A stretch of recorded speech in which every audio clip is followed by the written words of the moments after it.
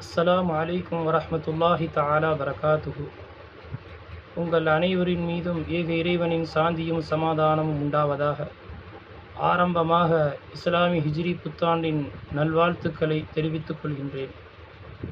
பிறக்க இருக்கின்ற இஸ்லாமிய ஹிஜ்ரி புத்தாண்டு நம் அனைவருக்கும் மன மகிழ்ச்சி உள்ளதாக, ஆரோக்கியமானதாக, அபிவிருத்தி உள்ளதாக எல்லாம் வல்ல அல்லாஹ் ஆக்கி அருள் புரிவானாக.